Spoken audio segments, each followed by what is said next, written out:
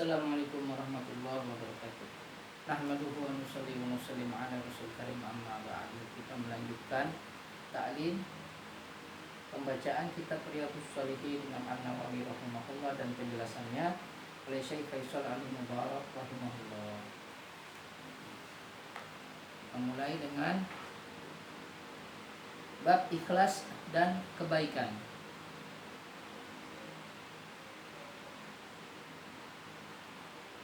Wa an Abi Hurairah radhiyallahu anhu qala Rasulullah sallallahu alaihi wasallam akmalul mu'minina imanan ahsanuhum khuluqan wa khiyarukum linisaihim rawahu Tirmizi wa qala haditsun hasan sahih.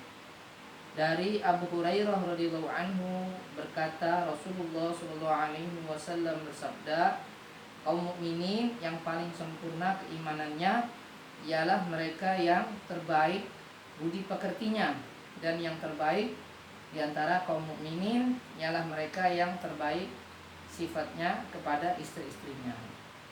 Hadis riwayat At-Tirmizi, ia berkata hadis ini hasan sahih.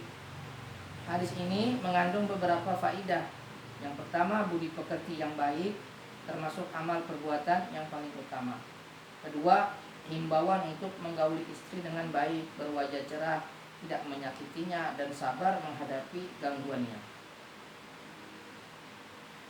Dari Iyas bin Abdullah bin Abu Dhubab radhiyallahu anhu berkata, Rasulullah SAW bersabda, janganlah kalian memukul perempuan hamba-hamba Allah.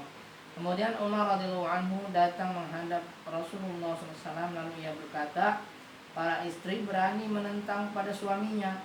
Oleh karena itu Nabi SAW memberikan toleransi untuk memukul mereka. Selanjutnya beberapa perempuan berkeliling mendatangi keluarga Rasulullah SAW untuk mengadukan para suaminya. Kemudian Nabi SAW bersabda, sungguh beberapa perempuan telah berkeliling mendatangi keluarga Muhammad SAW untuk mengadukan suaminya. Suami-suami tersebut bukanlah termasuk orang-orang pilihan di antara kalian. Hadis riwayat Abu Daud dengan isnad yang sahih. Penjelasan memukul istri karena tidak berlapang dada dan karena hati yang sempit. Sikap ini bertentangan dengan budi pekerti yang baik, yang termasuk di antara sifat-sifat orang-orang pilihan. Oleh karena itu Rasulullah SAW bersabda, suami-suami tersebut bukanlah termasuk orang-orang pilihan di antara kalian.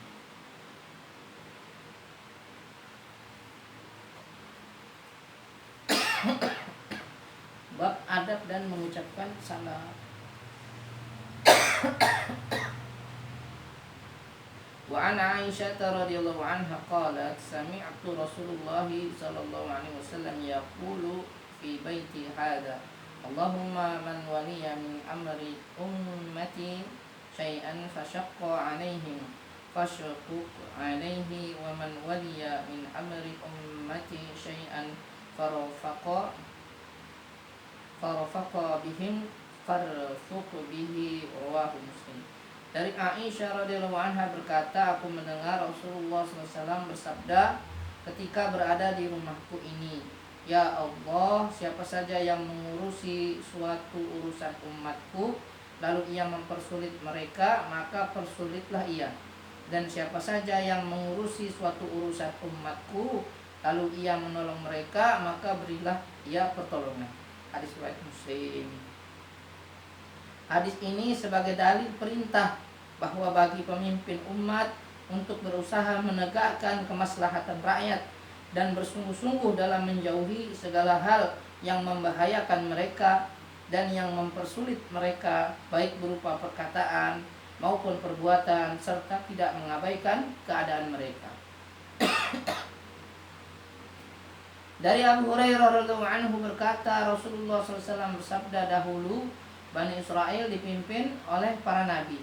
Setiap kali nabi meninggal maka digantikan oleh nabi yang lain sesudahnya, dan tidak ada lagi nabi sesudahku. Namun yang akan ada adalah para khalifah yang mereka akan banyak berbuat dosa.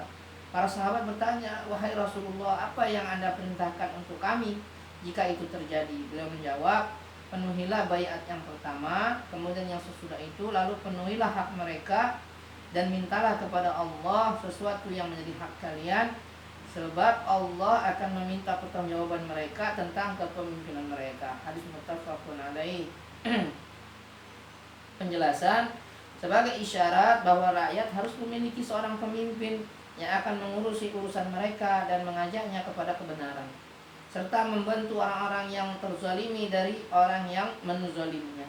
Kedua, perintah memenuhi baiat kepada khalifah dan mentaatinya serta memerangi siapa saja yang memberontaknya, juga bersabar atas kezalimannya. Alhamdulillah ya, telah mendengarkan. Mudah-mudahan Allah Subhanahu wa taala dengan kita kemudahan untuk mengamalkan dan menyampaikan. Kita tutup dengan doa kita di majelis. Subhanakallahumma wa bihamdika asyhadu an la ilaha illa anta astaghfiruka wa atubu ilaik.